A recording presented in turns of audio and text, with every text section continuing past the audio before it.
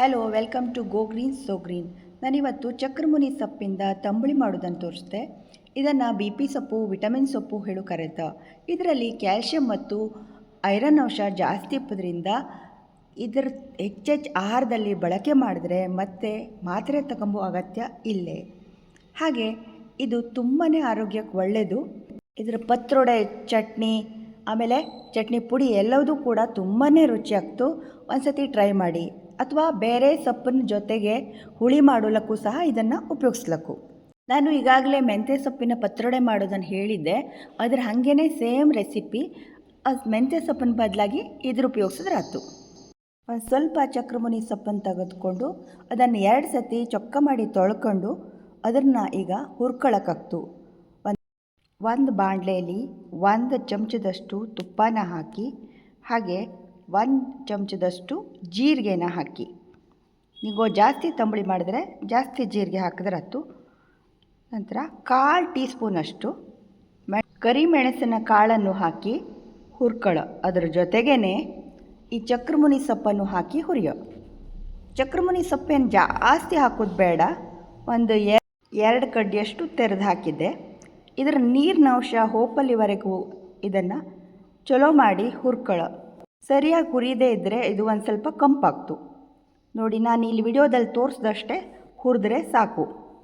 ಇದ್ರ ಬೇರೆ ರೆಸಿಪಿ ಏನಾದರೂ ಬೇಕಾದರೆ ಹೇಳಿ, ನಾನು ನಿಮಗೆ ಖಂಡಿತ ಮಾಡಿ ತೋರಿಸ್ತೀನಿ. ಇದ್ರ ಚಟ್ನಿ ಪುಡಿ, ಚಟ್ನಿ ಎಲ್ಲದೂ ಕೂಡ ತುಂಬ ರುಚಿಯಾಗ್ತು. ಇದು ಸ್ವಲ್ಪ ಸಿಹಿಯಾಗಿರ್ತು ಈ ಎಲೆ, ಬರೀ ಬಾಯಲ್ಲಿ ತಿಂದು ನೋಡಿದ್ರೆ. ನೋಡಿ, ಇದಕ್ಕೆ 1 ಕಪ್ ಕಾಯಿ ತುರಿನ ತುರ್ಕೊಳ್ಳೋ. ಜಾಸ್ತಿ ಏನು ಕಾಯಿ ಹಾಕೋದು ಬೇಡ. ತಂಬುಳಿ ಅಂದರೆ ತುಂಬ ತೆಳ್ಳಗೂ ಇರ್ತಿಲ್ಲ, ತುಂಬ ದಪ್ಪಕ್ಕೂ ಇರ್ತಿಲ್ಲ, ಮೀಡಿಯಮ್ ಆಗಿರ್ತು. ಸ್ವಲ್ಪ ಕಾಯಿ ತುರಿ ಹಾಕಿದ್ರೆ ಸಾಕು. ಅರ್ಧ ಕಪ್ಪಷ್ಟು ಕಾಯಿ ತುರಿನ ಹಾಕಿ ಅದರ ಜೊತೆಗೆ ಈ ಹುರಿದಂತಹ ಚಕ್ರಮುನಿ ಸೊಪ್ಪನ್ನು ಹಾಕಿ ಅದಕ್ಕೆ ಎಷ್ಟು ಬೇಕೋ ಅಷ್ಟು ನೀರು ಹಾಕಿ ನುಣ್ಣಗೆ ಬೀಸ್ಕೊಳ್ಳೋ. ಇದನ್ನು ಮಾಡೋದು ಕೂಡ ತುಂಬ ಸುಲಭ. ಕಾಯಿ ತುರ್ಕೊಂಡೇ ಇದ್ದರೆ 5 ನಿಮಿಷದಲ್ಲೆಲ್ಲ ಆಗೋಗ್ತು. ಮತ್ತು ಇದಕ್ಕೆ ಯಾವುದೇ ಒಗ್ಗರಣೆ ಎಂಥದೂ ಬೇಕಾಗ್ತಿಲ್ಲ. ನೋಡಿ, ಈಗ ನಾನು ಬಂದೆ. ಎಷ್ಟು ಚಂದ ನೋಡಲಕ್ಕೂ ಒಳ್ಳೆ ಹಸಿರು ಕಲರು. ಇದನ್ನು ಒಂದು ಪಾತ್ರೆಗೆ ಟ್ರಾನ್ಸ್ಫರ್ ಮಾಡಿ ಇವಾಗ ಇದಕ್ಕೆ ಎಷ್ಟು ಬೇಕೋ ಅಷ್ಟು ನೀರು ಹಾಕಿ ಹದ ಮಾಡಿ ಈಗ ಕಡೆದ ಮಜ್ಜಿಗೆನ ಇದಕ್ಕೆ ಹಾಕೋ. ನಿಗಳ ಹತ್ರ ಮಜ್ಜಿಗೆ ಇಲ್ಲ ಅಂದರೆ ಮೊಸರನ್ನು ಸಹ ಹಾಕ್ಲಕ್ಕು. ನೋಡಿ, ನಾನು ಒಂದು ಹಿಂಗೆ ಸುಮ್ಮನೆ ತಿರ್ಸ್ಕೊಬಂದೆ ಮೊಸರನ್ನು. ಅದರ ಹಾಕ್ತಾಯಿದ್ದೆ. ರುಚಿಗೆ ತಕ್ಕಷ್ಟು ಉಪ್ಪು ಹಾಕಿ. ನೀವು ಒಂದು ವೇಳೆ ಸಿಹಿ ತಂಬುಳಿ ಇಷ್ಟ ಆದರೆ ಇದಕ್ಕೆ ಬೆಲ್ಲ ಹಾಕಿದ್ರೆ ಸಿಹಿ ತಂಬುಳಿ ಆಗ್ತು. ಅದು ಕೂಡ ಭಾಳ ರುಚಿ ಆಗ್ತು. ನೀವು ಸಿಹಿ ಇಷ್ಟ ಇಲ್ಲ ಅಂದರೆ ಈ ರೀತಿ ಸಪ್ಪೆ ತಂಬುಳಿನೇ ಮಾಡ್ಕೊಳ್ಳಿ. ಅನ್ನದ ಜೊತೆ ಕಲ್ಸ್ಕೊ ತಿಂಬಳೆ ಮಸ್ತಾಗಿರ್ತು. ಖಂಡಿತ ಒಂದು ಸತಿ ಟ್ರೈ ಮಾಡಿ.